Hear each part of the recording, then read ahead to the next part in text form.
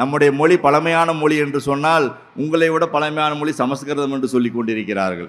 தாயினுடைய வயிற்றிலிருந்து பிறக்கின்றது தான் தாய்மொழி. தமிழ் என்பது ஒரு தாய்மொழி. தமிழ் என்பது பெண்ணினுடைய வயிற்றிலிருந்து பிறந்து வந்த மொழி. ஆனால் சமஸ்கிருதம் அவ்வாறு கிடையாது. சமஸ்கிருதம் என்பது என்றைக்குமே பெண்கள் பேசக்கூடாது என்று ஒரு தடை விதிக்கப்பட்ட ஒரு மொழி. பெண்கள் பேசக்கூடாது என்று தடை விதிக்கப்பட்ட மொழி எவ்வாறு தாய்மொழியாக இருக்கும் என்ற கேள்வியை முதல்ல எழுப்பி பாருங்கள். கிட்டத்தட்ட 60,000 ஆண்டுகளுக்கு முன்னால் வந்த மனிதன் இங்கு வாழ்ந்து கொண்டிருக்கிறான், இன்றும் வாழ்ந்து கொண்டிருக்கிறான் என்ற செய்தி நமக்கு கிடைத்து கொண்டிருக்கிறது. ஹோமோ சேப்பியன் சேப்பியன்னு சொல்கிறோம். நம்ம இன்னைக்கு இருக்க நம்முடைய இனத்தின் பேர் ஹோமோ சேப்பியன் சேப்பியன். அந்த ஹோமோ சேப்பியன் என்ற ஒரு மனித இனம் கிட்டத்தட்ட 2 லட்சம் ஆண்டுகளுக்கு முன்னால் ஆப்பிரிக்காவில் தோன்றி அவர்கள் இந்தியாவிற்கு வந்து ஆஸ்திரேலியாவுக்கும் சென்றுள்ளார்கள், வட அமெரிக்காவுக்கும் சென்றுள்ளார்கள், ஐரோப்பியாவிற்கும் சென்றுள்ளார்கள் போன்ற பல தரவுகள் இன்று கிடைத்து கொண்டிருக்கிறது. அவ்வாறு 2 லட்சம் ஆண்டுகளுக்கு முன்னால் தோன்றிய அந்த ஹோமோ சேப்பியன் என்ற மனிதன் வாழ்ந்த இடமும் தமிழகம்தான் என்று சொல்லுகிறது. அதுதான் மிக முக்கியம். சவாலாக நம்ம பேசிட்டு வர்றோம், எல்லாரும் படிக்கலாமேன்னு. ஆமாம், எல்லாரும் மும்மொழி கொள்கையை படிக்கலாம், யார் இல்லைன்னா. எந்த மாநிலத்தில் மும்மொழி கொள்கை படிக்கிறார்கள்? குறிப்பாக வட இந்தியாவில் நீங்கள் கேட்டிருப்பாருங்கள். வட இந்தியாவில் தான் நாங்கள் நிறைய இடத்துல பணிபுரிஞ்சிருக்கேன்.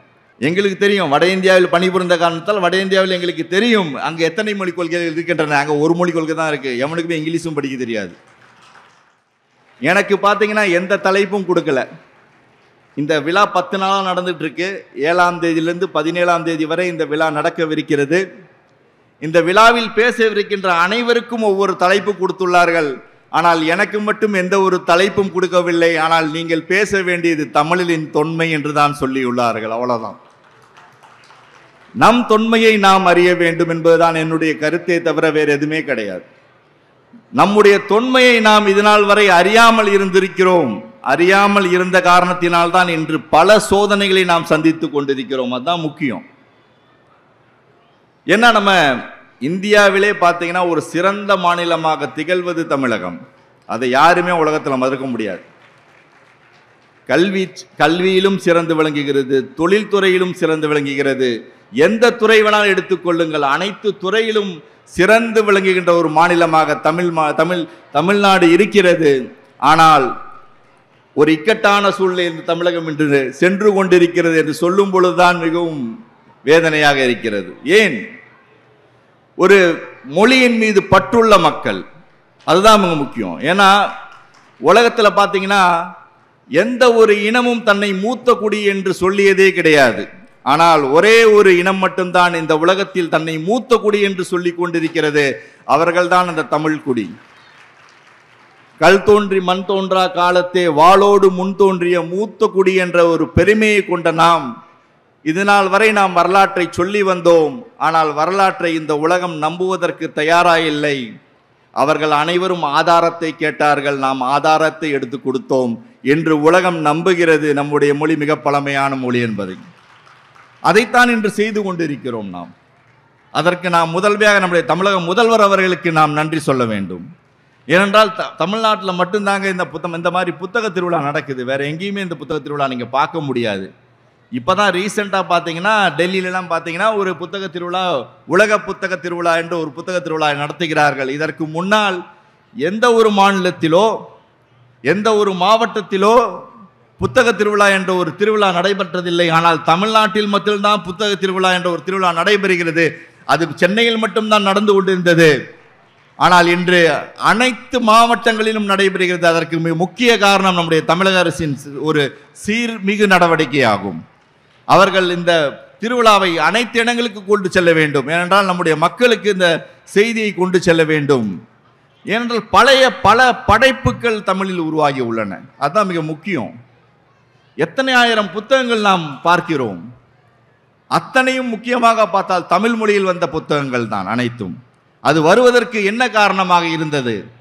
அதான் முக்கியம். இவ்வளோ கல்வி அறிவில் ஒரு சிறந்த ஒரு மாநிலமாக இந்த மாநிலம் திகழ்வதற்கு காரணம் அவர்களின் முன்னோர்கள் விட்டு சென்ற சான்றுகள், அவர்கள் கொடுத்த வரலாறு தான் நமக்கு முக்கிய காரணமாக இருந்திருக்கு. அதான். ஆனால் இதனால் வரை நம்ம வரலாறு சொன்ன போது யாருமே நம்மளை கேட்கல. நம்மளனா பைத்தியக்காரனா நினச்சிட்டு இருந்தாங்க. நீங்கள் கதையை தான் சொல்லிட்டு இருக்கீங்க. தொல்காப்பியத்தில் அவன் இருந்தான், இவன் இருந்தான், சங்க இலக்கியங்களில் இவர் ஆண்டார் அவர் ஆண்டார், உங்களுடைய திணை கோட்பாடுகள் தான் இருந்தது என்ற ஒரு கதையைத்தான் சொல்லி கொண்டிருந்தீர்கள்.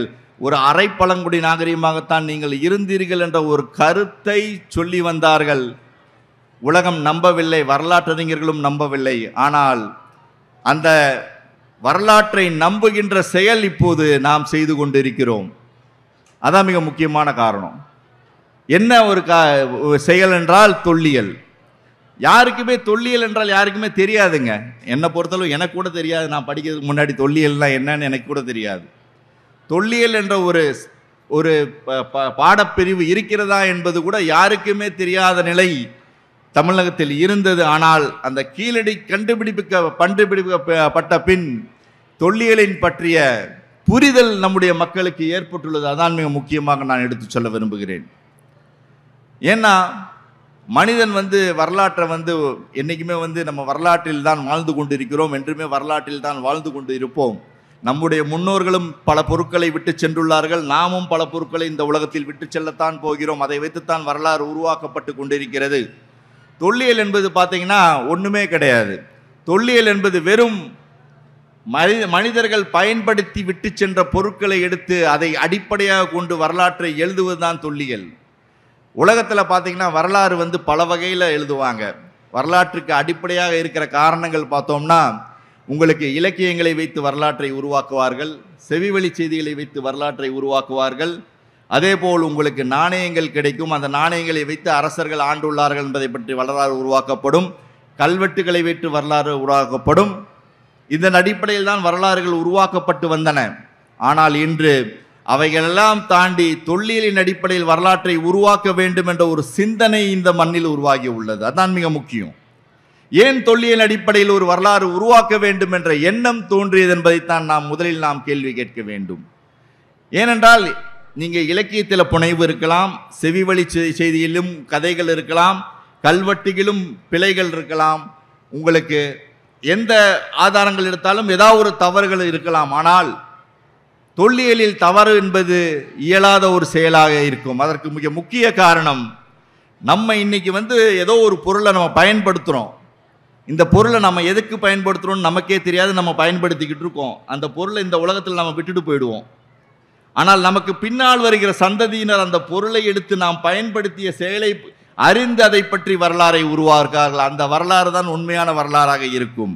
ஏனென்றால் நம்முடைய முன்னோர்கள் அவர்கள் அறிந்தும் அறியாமலும் விட்டு சென்ற தொல்பொருட்கள் தான் இன்று நமக்கு ஆதாரங்களாக விளங்கி கொண்டிருக்கின்றன. அந்த ஆதாரங்களை வைத்துத்தான் இன்று வரலாற்றை நாம் உருவாக்கி கொண்டிருக்கிறோம். அந்த வகையில் படுகின்ற வரலாறு என்றுமே உலகளவில் மறுக்கப்படாது என்பதுதான் உண்மை. உலகளவில் தொல்லியல் கிடைக்கின்ற ஆதாரங்களை வைத்துத்தான் வரலாறுகள் உருவாக்கப்படுகின்றன என்பதுதான் உண்மையான நிரந்தரமான ஒரு செய்தி. அந்த அடிப்படையிலான ஒரு வரலாற்றை நாம் இன்று உருவாக்கி கொண்டிருக்கிறோம். அதுதான் மிக முக்கியமாக சொல்ல வேண்டும். அதை இன்று உள்ள தமிழக அரசு மிக செம்மையாக முன்னெடுப்பு செய்து கொண்டிருக்கிறது. நினைக்கும் பொழுது மிகவும் பெருமையாக இருக்கு. ஏன்னா தமிழ்நாட்டில் எத்தனை அகழாய்வுகள் நடந்திருக்குன்னு கேட்டு பாருங்க, யாருக்குமே தெரியாது. கிட்டத்தட்ட 150க்கு மேற்பட்ட இடங்கள் அகழாய்வு நடந்திருக்கு. அது கீழடிக்கு முன்னாடி நடந்த அகழாய்வுகள். கீழடிக்கு முன்னால் நடந்த அகழாய்வுகள் யாருக்குமே தெரியாது. ஆனால் கீழடியில் நடந்த அகழாய்வும் கீழடிக்கு பின் நடக்கின்ற அகழாய்வுகள் இன்று உலகளவில் தெரிவதற்கான காரணம் மக்கள் நம்முடைய வரலாற்றின் மீது ஏற்பட்டுள்ள ஈர்ப்பு தான் மிக முக்கிய காரணமாக இருந்துள்ளது. ஏன்னா கீழடிக்கு முன்னும் கீழடிக்கு பின்னும் என்று நீங்கள் பிரிச்சிடலாம் காலத்தை. கீழடிக்கு முன்னால் யாருக்குமே தெரியாது வரலாறுனா என்னன்னு தெரியாது. ஏன்னா நம்ம பார்த்தோம்னா ஜென்ரலி வரலாறுனா நம்ம வரலாறு படித்தாலே எல்லாரும் கேள்வி கேட்பாங்க. எந்த பாடப்பறிவும் கிடைக்காம கடைசியில் கிடைக்கிற பிரிவு தான் வரலாறுன்னு நினச்சி எல்லாரும் போய் சேருவோம். அந்த வகையில் தான் இதனால் வரையும் நம் வரலாற்றை நாம் பயன்படுத்தி கொண்டு இருக்கிறோம். வரலாறு என்பது மனிதனின் மிக இன்றியமையாத ஒரு செயல். ஒவ்வொரு மனிதனுக்கும் வரலாறு தேவை, ஒவ்வொரு நாட்டிற்கும் வரலாறு தேவை. அந்த வரலாறே உங்களுடைய வரலாற்றின் ஆணி வேரை எடுத்து சொல்லுகின்ற ஒரு தரவுகளாக அமைந்திருக்கின்றன. அந்த பாடப்பிரிவு இத்தனை காலமாக புறக்கணிக்கப்பட்டு வந்த பாடப்பிரிவு இன்று கீழடிக்கு பின் மக்களிடையே மிகவும் விரிவாக அதை பற்றி ஆய்வு செய்வதற்கான செயல்முறைகள் நடந்து கொண்டிருக்கின்றன. இன்னைக்கு பார்த்தோம்னா கீழடிங்கிற ஒரு கண்டுபிடிப்பு தமிழகத்தில் மட்டுமல்ல, உலகத் தமிழர்களிடையே பேசப்படுகின்ற ஒரு பொருளாக இருக்கிறது. கீழடியை பற்றி உலகம் முழுவதும் பேசுகிறாங்க. ஏன்னா நம்முடைய பழம்பெருமையை நாம் எடுத்து சொல்கிறோம். பழம்பெருமை தொல்லியல் ஆதாரங்கள் அடிப்படையில் எடுத்து சொன்னோம். அதன் விளைவாகத்தான் என்று பேசப்படுகிறது. இதற்கு முன்னால் இதை எவருமே பேசவில்லை. அதான் முக்கியம். அதைத்தான் நம்ம செய்கிறோம். ஏன்னா 150 அகழாய்வுகள் நான் செஞ்சுருக்கேன்னு சொன்னாங்க. அந்த 150 அகழாய்வுகள் என்னென்ன கிடைச்சிருக்குன்னு யாருக்காக சொல்லியிருக்காங்களா? அந்த கிடைத்த பொருட்களை வைத்தாவது நம் முன்னோர்கள் எவ்வாறு இருந்தார்கள் என்ற தரவை நாம் பாடப்புத்தகத்திலாவது நாம் கொண்டு வந்திருக்கிறோமா என்றால் கிடையாது. இதனால் வரை நம்ம என்ன சொல்லிட்டு இருக்கோம்? அரசன் வந்தார், அக்பர் வந்தார், அசோகர் வந்தார், பாபர் வந்தார். இதே மாதிரி தான் நம்ம வரலாற்றை படித்து கொண்டிருக்கிறோமோ தவிர இந்த நாட்டின் மன்னர்கள் யார், இந்த நாட்டின் மக்கள் யார், அவர்கள் எங்கிருந்து வந்தார்கள், எங்கிருந்து தோன்றினார்கள் என்பதை பற்றி நாம் இதுவரை விரிவாக எந்த தகவலையும் நாம் எடுத்து சொல்றதில்லை. அதுதான் மிக மிக முக்கியமான ஒரு செய்தி. ஏனென்றால் இந்த மாவட்டம் மிக முக்கியமான மாவட்டம். திருவள்ளூர் மாவட்டம் என்ற மாவட்டம் இந்தியாவிலே மிக முக்கியமான மாவட்டம். கிட்டத்தட்ட 15 லட்சம் ஆண்டுகளுக்கு முன்னாலிருந்து மனிதன் வாழ்ந்து வருகிறான் என்பதற்கு அடையாளம் சொல்லுகின்ற ஒரே மாவட்டம் திருவள்ளூர் மாவட்டம் தான் இந்தியாவிலே. நீங்கள் இந்தியாவிலே பழமையான மாவட்டம்னா நம்ம கொசஸ்தலையார்னு சொல்லுவோம், கொற்றலையார் நதிக்கரைன்னு சொல்லுகின்ற அந்த கொத்தலையார் நதிக்கரை தான் இந்தியாவிலே மிக பழமையான இடங்கள் புதைந்திருக்கின்ற மாவட்டம். 15 லட்சம் ஆண்டுகளாக இங்கு மனிதன் வாழ்ந்து கொண்டிருக்கிறான். அவன் மனிதன் அல்ல, ஆனால் அவன் நிமிர்ந்த மனிதன் என்று சொல்லப்படுகின்ற ஹோமோ எரெக்டஸ். ஏனென்றால் உலகத்தில் மனிதன் பார்த்தீங்கன்னா 45 லட்சம் ஆண்டுகளுக்கு முன்னால் தாங்க தோன்றினான். அது கூட மனிதனாக தோன்றவில்லை. அவன் சிம்பான்சி, கொரிலா, ஒரங்கட்டான் என்று சொல்லப்படுகின்ற அந்த குரங்கு இனத்திலிருந்து பிரிபட்டு அதிலிருந்து தோன்றியவன் தான் மனிதன். கிட்டத்தட்ட 45 லட்சம் ஆண்டுகளுக்கு முன்னால் தான் ஆப்பிரிக்காவில் இந்த மனித இனம் தோன்றியது என்பது அறிவியல் பூர்வமாக நிரூபிக்கப்பட்டுள்ளது. அந்த இனத்தின் காலடி கிட்டத்தட்ட 15 லட்சம் ஆண்டுகளுக்கு முன்னால் இருந்து நம்முடைய திருவள்ளூர் மாவட்டத்தில் அத்திரம்பாக்கம், குடியம் என்ற இடங்களில் கிடைப்பது தான் மிகச் சிறப்புக்குரிய செய்தி. இந்தியாவில் வேற எங்கேயும் கிடைக்கலைங்க, இங்கே தான் கிடைக்குது. இங்கே பார்த்தீங்கன்னா சாந்தி பாப்பு, பேராசிரியர் சாந்தி பாப்பு என்பவரை தான் கண்டினியூவாக இந்த இடத்துல அகழாய்வு செய்து அதை பற்றி முழு தகவலையும் இங்கே வெளியிட்டிருக்கிறார்.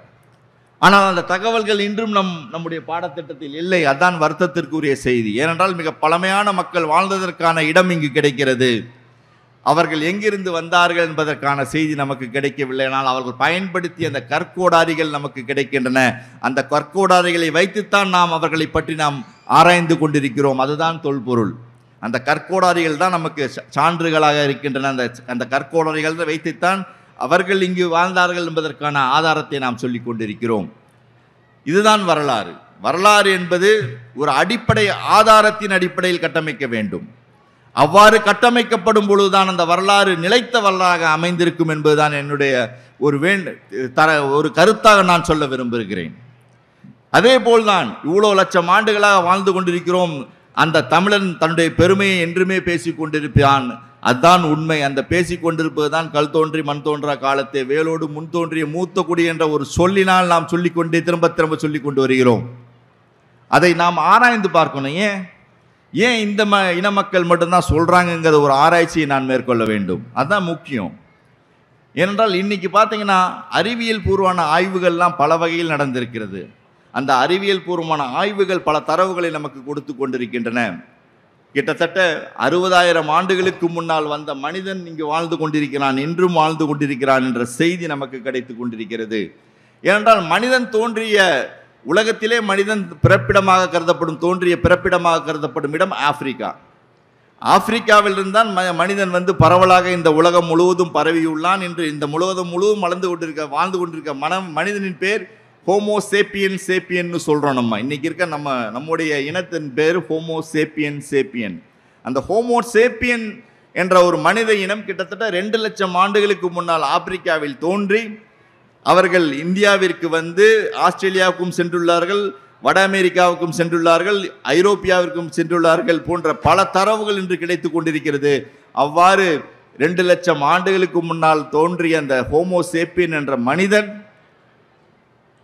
வாழ்ந்த இடமும் தமிழகம்தான் என்று சொல்லுகிறது. அதான் மிக முக்கியம். ஏனென்றால் விருமாண்டின்னு ஒருத்தர் இருக்கார். நீங்கள் மதுரை பக்கத்தில் உசிலம்பட்டி பக்கத்தில் போயிட்டீங்கன்னா ஜோதி மாணிக்கபுரம் என்ற ஒரு ஊர் இருக்கிறது.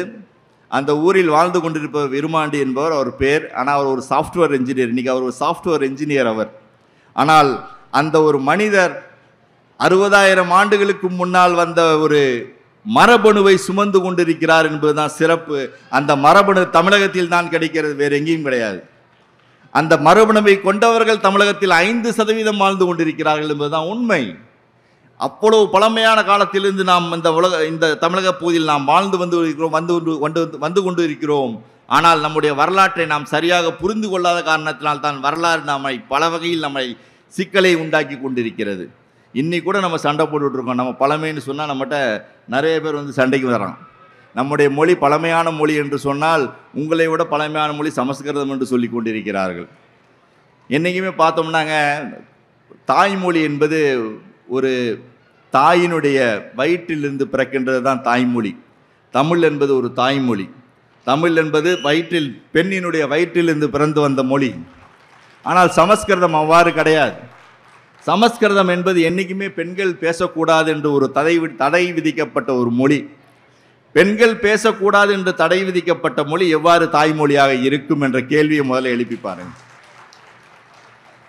என்னைக்குமே வந்து ஒரு பெண் பேச முடியவில்லை என்றால் அது என்னைக்குமே தாய்மொழி என்ற ஒரு தகுதியை பெறுவதற்கான மொழியாக இருக்கவே இருக்காது. அந்த மொழி தந்தைக்கும் மகனுக்கும் சொல்லிக் கொடுக்கப்பட்ட ஒரு மொழியே தவிர அது வந்து கோவிலில் சாமிக்கு தான் பேசுகிற மொழியை தவிர வேற யார்கிட்டையும் பேச முடியாது. நீங்கள் அந்த மொழியை வந்து கடவுள்கிட்ட பேசிக்கலாம். கடவுள் கேட்குறாரா இல்லையோ நமக்கு தெரியாது. ஆனால் கடவுள்கிட்ட பேசுவதற்காக உருவாக்கப்பட்ட மொழி இன்று உலகத்திலே முதன்மையான மொழி, இந்தியாவிலே முதன்மையான மொழி என்று சொல்லி கொண்டிருக்கிறார்கள். அதுபோன்ற தவறான புனைவுகள் இன்று வரலாற்றில் கட்டமைக்கப்படுகின்றன. அதுதான் மிக முக்கியமான பிரச்சனை. ஏனென்றால் நம்ம பார்த்தோம்னா, நம்ம தமிழகத்தில் பார்த்தோம்னா, நம்ம பகுத்தறிவு கொள்கை எவ்வளோ பெரிய அளவில் இருந்தாலும் நாம் தமிழகத்தில் இருக்கின்ற மாதிரி கோவில்கள் வேறு எங்கேயும் கிடையாது இந்தியாவில். தமிழகத்தில் கிட்டத்தட்ட பார்த்தோம்னா நம்முடைய இந்து சமய அறநிலைத்துறை கீழே பார்த்தீங்கன்னா 43,000 கோயில் இருக்குது. இந்து சமய அறநிலைத்துறையின் கீழே 43,000 கோயில்கள் இருக்கின்றன. அவ்வளோ பகுத்தறிவு இருந்தாலும் நம்முடைய கோயில்கள் இருக்கின்றன, அனைத்தும் இருக்கின்றன, வழிபாட்டு முறை இருக்கின்றன. இருந்தாலும் நாம் யார் என்பதை நாம் சொல்லிக்கொண்டே தான் இருக்கின்றோம். நமக்கு வந்து நம்முடைய மொழி வந்து தமிழ் மொழி தான் என்பதை நாம் சொல்லிக்கொண்டு தான் இருக்கிறோம். தமிழ் மொழி தான் மிக பழமையான மொழி என்பதை தான் சொல்லிக்கொண்டு தான் இருக்கிறோம். அதற்கான ஆதாரம் இன்னைக்கு பார்த்தீங்கன்னா எங்கே போனாலும் நீங்கள் 1,00,000க்கும் மேற்பட்ட கல்வெட்டு கிடைக்குது தமிழ்நாட்டில். இந்தியாவில் இருக்கிற அனைத்து மொழிகளை விட தமிழ் மொழியில் கல்வெட்டு தான் அதிகம். வேறு எந்த மொழிக்கும் கல்வெட்டு அதிகம் கிடையாது. தமிழ் மொழியின் கல்வெட்டு கிட்டத்தட்ட 1,00,000 கல்வெட்டுக்கள் தமிழ்நாட்டில் உள்ளன. அவ்வளோ கல்வெட்டுக்கள் உருவாக்கப்பட்டுள்ளன. அவ்வளோ கலை நயங்கள் உள்ள கோயில்கள் உருவாக்கப்பட்டுள்ளன. அனைத்தும் இருந்தாலும் ஒரு புனைவு என்ற ஒரு செயல் நம்மளை ஆட்டி படைத்து கொண்டிருக்கிறது. அதான் மிக முக்கியமான செய்தியாக நான் இங்கே சொல்ல விரும்புகிறேன். அந்த புனைவை நாம் சரியாக புரிந்து கொண்டு விட்டோம் ஆனால் நாம் யார் என்பதை நாம் உணர்ந்து கொள்ள முடியும். அதுதான் சமஸ்கிருத புனைவு என்று நாம் சொல்லி கொண்டிருக்கிறோம். ஏனென்றால் ராமாயணம் மகாபாரதம் வந்து கதை தாங்க. ராமாயணம் மகாபாரதங்கிறது கதை. அந்த கதைக்கு வரலாற்று ஆதாரங்கள் எங்கேயுமே கிடைக்காது. ஆனால் நீங்கள் சங்க காலத்தில் உள்ள சங்க இலக்கியங்களை போய் புரட்டி பாருங்க. சங்க இலக்கியம் என்பது உலகத்திலே பார்த்தீங்கன்னா ஒரு செம்மையான ஒரு இலக்கியம். அது ஒரு இறையியல் இலக்கியமே கிடையாது. ஏன்னா உலகத்தில் பார்த்தீங்கன்னா பெரும்பாலான இலக்கியங்கள் பார்த்தீங்கன்னா இறை வழிபாட்டை சார்ந்ததும் இறையியல் இலக்கியங்களாகத்தான் இருந்திருக்கு பெரும்பாலான இலக்கியங்கள். ஆனால் தமிழர்களால் இயற்றப்பட்ட சங்க இலக்கியம் என்பது மனிதத்தை பற்றி பேசுகின்ற இலக்கியம், மானுடத்தை பற்றி பேசுகின்ற இலக்கியம். அந்த இலக்கியம் என்னைக்குமே வந்து பொய் சொல்லியிருக்காது. அந்த இலக்கியம் என்னைக்குமே பொய் சொல்லியிருக்காது. ஆனால் அந்த இலக்கியத்தை பற்றி நாம் முழுமையாக ஆராயவில்லை. அதுதான் நம்முடைய தவறு. ஏனென்றால் சங்க இலக்கியத்தில் உள்ள பழமைகளையும் பெருமைகளையும் பல வகையில் நாம் போற்றி புகழ்ந்து பாடியுள்ளோம், பேசியுள்ளோம், பட்டிமன்றங்களில் பேசியுள்ளோம். ஆனால் அந்த சங்க இலக்கியங்கள் என்ன சொல்கின்றன என்ற ஒரு கருத்தை நாம் சரியாக அறிந்து கொள்ளவில்லை. அந்த மானிடத்தை பற்றி சொல்லுகின்ற இலக்கியங்கள் தன்னுடைய வரலாற்றை முழுமையாக சொல்லி சென்றுள்ளன. அந்த வரலாற்று செய்திகளை நாம் இன்னும் முழுமையாக எடுத்து அதை வரலாற்றுடன் இணைத்து பார்க்கின்ற ஒரு செயலை செய்யாத காரணத்தினால்தான் உலகத்தில் சொல்லிட்டு இருந்தாங்க சங்க இலக்கியங்கள்லாம் பின்னாடி வந்தது, எங்களுடைய புராணங்கள் தான் முன்னாடி இருந்தது. புராணங்கள் என்பது கட்டுக்கதைகள். புராணங்கள் என்பது பார்த்தீங்கன்னா ஒரு குப்தர் காலத்தில் தான் அனைத்துமே கட்டுவிக்கப்படுகின்றன. நீங்கள் சொன்ன மாதிரி பார்த்தோம்னா இந்தியாவிலே சமஸ்கிருதம் சொல்கிறீங்க, சமஸ்கிருதத்தோட கல்வெட்டு எப்போ கிடச்சது தெரியுமா? கிபி 1ஆம் நூற்றாண்டில் தான் கிடச்சது. ஹத்திபாடாங்கிற இடத்துல தான் முதலில் சமஸ்கிருத கல்வெட்டு கிடைத்தது. ஆனால் நம்முடைய தமிழி என்று சொல்லப்படுகின்ற கல்வெட்டு பார்த்தீங்கன்னா தமிழ்நாட்டில் கிட்டத்தட்ட கிமு 600லிருந்து கல்வெட்டுகள் கிடைக்கின்றன. இன்றைக்கு அது பின்னோக்கி சிவகலையிலும் சென்று கொண்டிருக்கிறது தான் பெருமையாக இருக்குது நமக்கு. இன்னும் பின்னோக்கி செல்லும் என்பதுதான் நம்முடைய கருத்தாக நாம் சொல்லி கொண்டிருக்கிறோம். சங்க இலக்கியங்கள் சொன்ன தரவுகளின் அடிப்படையாக கொண்டுதான் ஒரு ஆய்வு மேற்கொள்ளப்பட்டது. அதன் விளைவாக கிடைத்த இடம் தான் கீழடி. ஏன்னா கீழடிங்கிற இடம் எனக்கு பார்த்தீங்கன்னா 2015க்கு முன்னாடி எனக்கு கூட தெரியாது. அதுதான் உண்மை. கீழடிங்கிற இடம் 2015க்கு முன்னாடி எனக்கு கூட தெரியாது. ஆனால் இன்று இந்த உலகம் முழுவதும் பேசுகின்ற ஒரு இடமாகவும் ஒரு பொருளாகவும் மாறி உள்ளதற்கு காரணம் அது சங்க இலக்கியத்தை நிரூபித்த ஒரு இடமாக அமைந்துள்ளது என்பதுதான் மிக முக்கியமாக சொல்லணும். தமிழ்நாட்டில் பல அகழாய்வுகள் நடந்திருக்கு. குறிப்பாக அரிக்கமேட்டில் அகழாய்வு நடந்திருக்கு, காவேரி பூம்பட்டினத்தில் அகழாய்வு நடந்திருக்கு, ஆதிச்சநல்லூரில் அகழாய்வு நடந்திருக்கு. கிட்டத்தட்ட பார்த்தீங்கன்னா 1876லேருந்து தமிழ்நாட்டில் அகழாய்வுகள் நடந்து கொண்டிருக்கின்றன. இருந்தும் அந்த அகழாய்வுகள் நமக்கு முழுமையான எந்த தரவுகளும் கிடைக்காத காரணத்தினால்தான் நாம் தத்தளித்து கொண்டிருந்தோம். நம்முடைய சங்க காலம் எந்த காலத்தை சார்ந்தது என்பதற்கான ஒரு சரியான கால அளவு நம்மால் நிர்ணயிக்க முடியவில்லை. நம்முடைய முன்னோர்கள் இலக்கியத்தில் இருந்த அகப்பொருள் சான்றுகளை எடுத்துக்கொண்டு கிமு 300லிருந்து கிபி 300 வரை ஒரு 600 ஆண்டு காலம்தான் சங்க காலம் இருந்திருக்க வேண்டும் என்ற ஒரு கருத்தை எடுத்து வைத்தார்கள். அந்த 600 ஆண்டு காலம்தான் சங்க காலம் இருந்திருக்கணுமா? கிட்டத்தட்ட 60,000 ஆண்டுகள் அங்கே மக்கள் வாழ்ந்து கொண்டிருக்கிறான். அதற்கு முன்னால் 15 லட்சம் ஆண்டுகளாக ஒரு நிமிர்ந்த மனிதன் என்ற ஒரு மனிதன் இங்கே வாழ்ந்து கொண்டிருக்கிறான். அப்படியெல்லாம் அவர்கள் இருக்கும் பொழுது எப்படி நம்முடைய சங்க காலம் கிமு 300லிருந்து கிபி 300 வரை இருந்தது என்ற ஒரு கேள்வியை முன்வைத்து தான் நாங்கள் அந்த ஆய்வு பணியை நாங்கள் தொடங்கினோம். அதில் வெற்றி கண்டோம். நம்முடைய சங்க இலக்கியங்கள் பல தகவல்களை நமக்கு விட்டு சென்றுள்ளன. ஆனால் பெரும்பாலான வரலாற்று ஆசிரியர்கள் அதை ஏற்றுக்கொள்வதில்லை. அவர்கள் சொல்வது, நீங்கள் சங்க இலக்கியத்தை பற்றி சொல்லுகிறீர்கள், ஆனால் சங்க இலக்கியத்துக்கான ஆதாரங்கள் தொல்லியல் ரீதியாக எடுத்துச் சொல்லவில்லை. எடுத்துச் சொல்லாத காரணத்தினால் நான் ஏற்க முடியாது என்று பல தகவல்களை நமக்கு சொன்னார்கள். ஏனென்றால் குறிப்பாக சொல்ல வேண்டும் என்றால் ரோமிலா தாப்பர் போன்ற அறிஞர்களும் அதைத்தான் சொன்னார்கள். ரோமிலா தாப்பர் போன்ற அறிஞர்கள் ஒரு மிகச்சிறந்த வரலாற்று அறிஞர். அவர் பார்த்தீங்கன்னா ஜவஹர்லால் நேரு பல்கலைக்கழகத்தில் புதுடெல்லியில் பணிபுரிந்தவர். அவரே இந்த கருத்தை முதலில் எடுத்து வைத்துக் கொண்டிருந்தால் பின்னாடி நம்முடைய கீழடி போன்ற கண்டுபிடிப்புகள் வந்த பிறகு அவர் சொன்னார், இல்லை, நாம் நம்முடைய பார்வையில் மாற்றுதல் ஏற்படுத்த வேண்டும், நம்முடைய பார்வை மாறுதல் வேண்டும். ஏனென்றால் நாம் இதனால் வரை இலக்கியத்தின் அடிப்படையில் இருந்த கருத்துக்களை எடுத்து பேசிக் கொண்டிருந்தோம். ஆனால் இலக்கியத்தை நாம் தொல்லியல் ஆய்விடங்களுடன் ஒப்பிடும் பொழுதுதான் நமக்கு கிடைக்கின்ற தகவல்கள் முழுமையான செய்தியை நமக்கு தரும். அதுதான் நம்முடைய வரலாற்றை பின்னோக்கி கொண்டு செல்லும் என்ற ஒரு செய்தி நமக்கு கிடைத்து கொண்டிருக்கிறது. அது இன்னைக்கு பார்த்தோம்னா நம்ம தமிழக முதல்வர் அறிவித்த இரும்பின் காலம் கிட்டத்தட்ட கிமு 3000க்கு கொண்டு போயிட்டோம். தமிழ்நாட்டில் தாங்க நிறையா இடம் பார்த்தீங்கன்னா மெகலித்திக் பரியல்னு சொல்லுவோம். பெருங்கற்கால புதைப்பிடங்கள் கிடைக்கும். அந்த புதைப்பிடங்களை வச்சு தான் நிறைய நம்ம தோண்டியிருக்கோமே தவிர அந்த புதைப்பிடங்கள் சரியாக காலக்கணிப்பு செய்யப்படாமல் அது ஒரு இரும்பு காலத்தை சார்ந்தது என்று தான் ஒரு கருத்து நிலவி கொண்டிருந்தது. கிட்டத்தட்ட கிமு ஒரு 1000 நூற்றாண்டு வாக்கில் தான் அந்த பெருங்கற்கால காலம் தமிழக பகுதியில் இருந்திருக்க வேண்டும் என்ற ஒரு கருத்து நிலவி வந்தது. ஆனால் அதற்கு ஆணித்தரமான ஆதாரங்கள் நமக்கு கிடைக்கவில்லை. முதலில் கிடைத்த ஆதாரங்கள் கொடுமணலிலும் பொருந்தல் போன்ற இடங்களிலும் கிடைத்தன. அந்த ஆதாரங்கள் கிமு 500 வரைத்தான் சென்றது தான் மிக முக்கியமாக சொல்ல வேண்டும். ஆனால் இப்போது ஜனவரி மாதம் வெளியிட்ட புது அறிக்கையின்படி நம்முடைய இரும்பு காலம் கிட்டத்தட்ட கிமு 3000 வரை செல்கிறது என்றால் 5000 ஆண்டுகளுக்கு முன்னால் இந்த மனிதன் குறிப்பாக தமிழகத்தில் தான் இரும்பு கண்டுபிடிக்கப்பட்டது என்ற ஒரு செய்தி இன்றைக்கு நமக்கு கிடைச்சிருக்கு. அதுதான் மிக முக்கியம். ஏன்னா உலகத்தில் இரும்பு கண்டுபிடிச்சது சிரியாவில் இருக்க அனட்டோலியாவில் தான் கண்டுபிடிச்சாங்கன்ற ஒரு செய்தி சொல்லிட்டு இருந்தாங்க. இதனால் வரை அதான் நம்பிட்டு இருந்தோம். உலகத்தில் அதான் நம்பிட்டு இருக்கோம். நாங்கள் சிரியாவில் உள்ள அனட்டோலியா என்ற இடத்தில் தான் இரும்பு கண்டுபிடிக்கப்பட்டது. அந்த இரும்பு தான் பரவலாக்கத்தின் காரணமாகத்தான் இவ்வளவு தொழில் புரட்சிகள் நடந்துள்ளன என்ற ஒரு செய்தி நம்ம சொல்லிட்டு வந்துட்டு இருக்கோம். ஆனால் அந்த செய்தியை இன்று நம்ம தமிழக தொல்லியல் துறை மாற்றி அமைத்துள்ளது என்பதுதான் மிக முக்கியமான செய்தியாக நாம் குறிப்பிட வேண்டும். அதுலேயும் நான் ஒன்று சொல்ல விரும்புகிறேன், குறிப்பாக சொல்ல விரும்புகிறேன். நான் நம்முடைய தமிழக முதல்வர் அவர்களை பாராட்டியாக வேண்டும். ஏனென்றால் அந்த இரும்பின் காலம் அறிவிக்கப்பட்ட தேதி வந்து பார்த்தீங்கன்னா ஜனவரி 20, 2025. அந்த நிகழ்ச்சியில் குறிப்பாக ஒருவர் கலந்து கொண்டார். அவர் பேர் ராகேஷ் திவாரி என்கிற ஒருத்தர் கலந்து கொண்டார். அவரை பற்றி நான் சொல்லித்தான் ஆக வேண்டும். ஏனென்றால் ராகேஷ் திவாரி என்பவர் தான் அந்த கீழடி அகழாய்வை நிறுத்தியவர். அந்த நிறுத்திய மனிதரை கொண்டு வந்து தன்னுடைய தமிழகத்தின் இரும்பு காலத்தை கிமு 3000 என்று சொல்லுகின்ற ஒரு முக்கியமான ஒரு கருத்தை சொல்ல வைத்த முதல்வர் என்ற பெருமை நம்முடைய தமிழக முதல்வரை தான் சாரும்.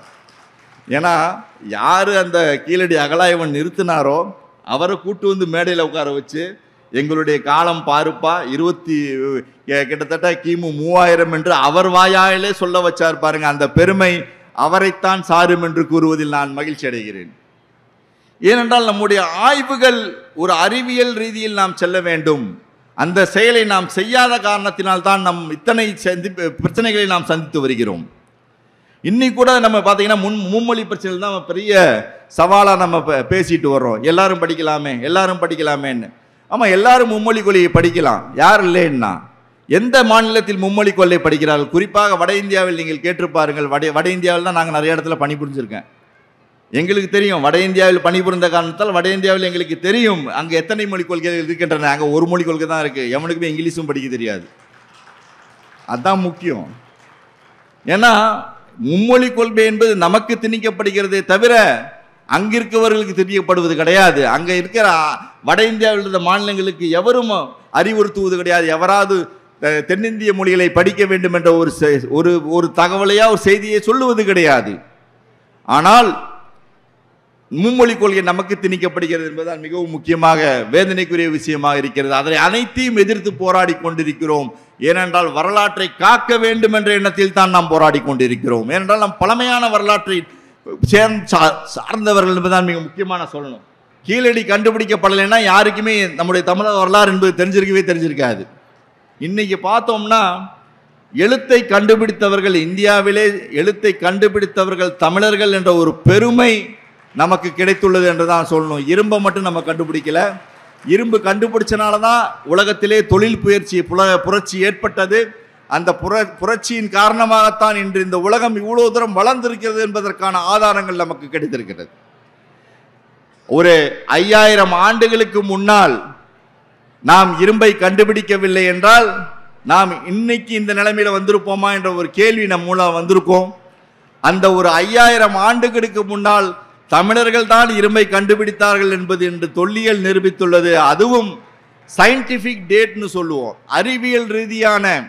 அறிவியல் ரீதியான காலக்கணிப்பின் மூலம் இந்த செயல் நடந்துள்ளது. அதை நினைக்கும் பொழுது மிகவும் மகிழ்ச்சியாக இருக்கிறது. ஏனென்றால் அறிவியலை நம்பித்தான் நாம் வரலாற்றை எழுத வேண்டும். வரலாறு என்னைக்குமே இதனால வரையும் பார்த்துட்டு இருந்தோம், நம்ம கதை தான் பார்த்துக்கிட்டு இருந்தோம். வரலாறு என்பது கதை மட்டும் அல்லைங்க. வரலாறு என்பது ஒரு அறிவியல் கூட. வரலாறை நாம் என்று அறிவியலாக பார்க்க நினைக்கிறோமோ, பார்க்க துடிக்கிறோமோ அன்றுதான் நாம் உண்மையான வரலாற்றை நாம் அறிந்து கொள்ள முடியும்.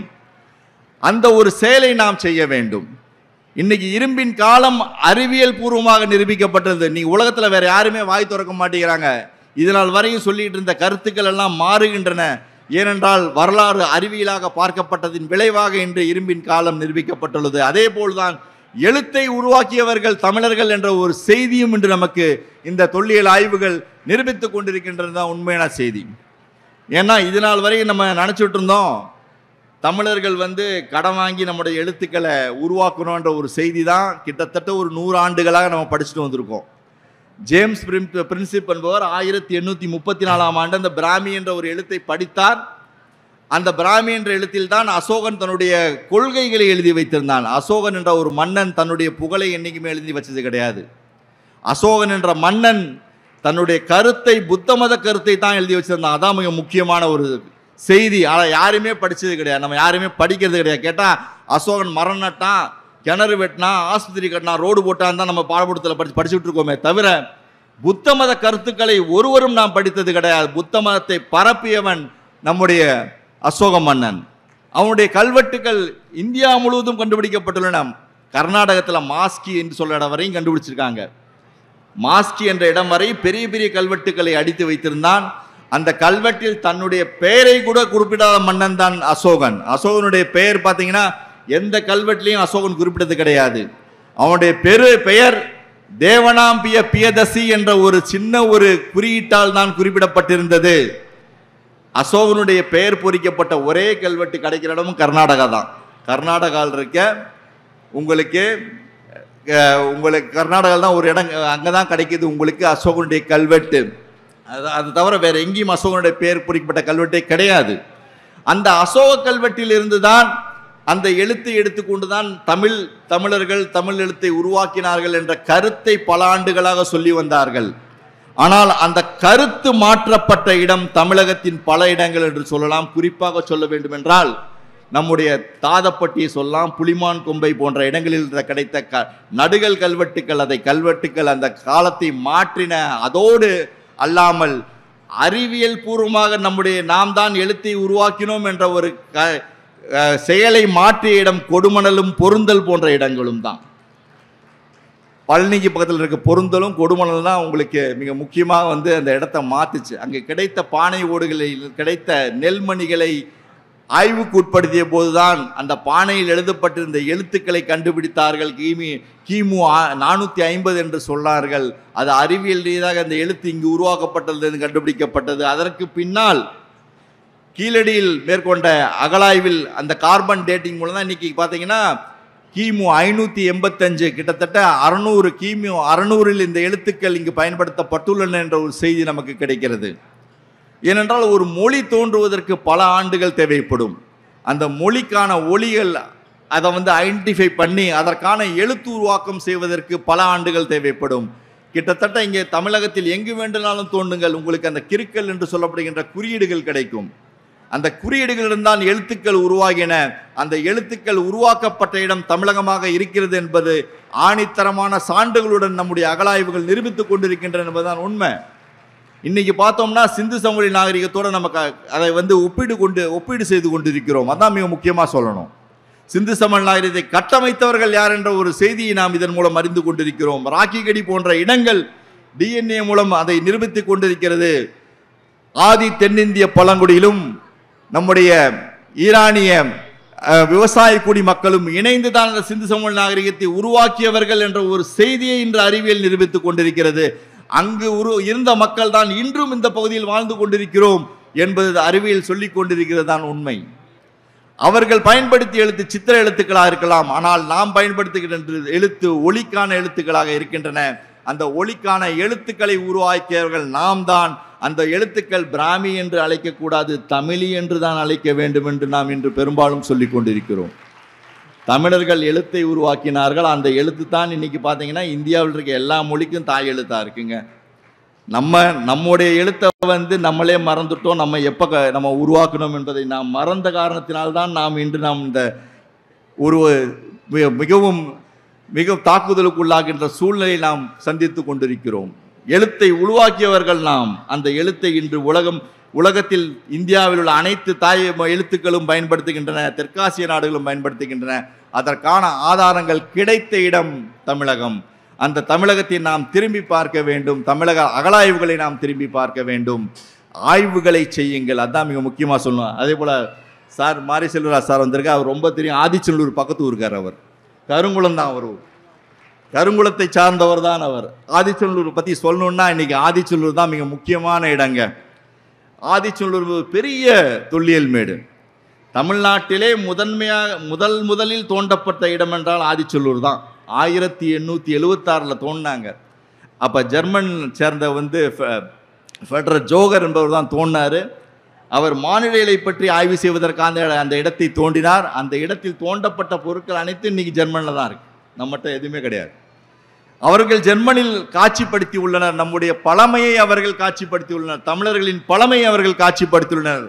அதுதான் மிக முக்கியம். ஏனென்றால் ஒரு திரைக்கடல் ஓடி திரவியம் தேடு என்று சொல்லுகின்ற பழமொழியை சுமந்து கொண்டிருக்கும் தமிழ் மக்கள் பல நாடுகளுடன் பல உலக நாடுகளுடன் தொடர்பை வைத்துக் கொண்டிருக்கிறார்கள் என்று சொல்கின்ற ஒரு இடமாக அந்த ஆதிச்சநல்லூர் திகழ்கிறது. அதான் நம்முடைய வரலாற்று சிறப்புமிக்க இடம். அந்த இடங்களை எல்லாம் நாம் புரிந்து கொண்டு எவ்வாறு நாம் அதை வரலாற்றோடு ஒப்பீட்டு செய்து நாம் பார்க்கிறோமோ அன்றுதான் நம்முடைய வரலாற்றை நாம் உணர்ந்து கொள்ள முடியும்.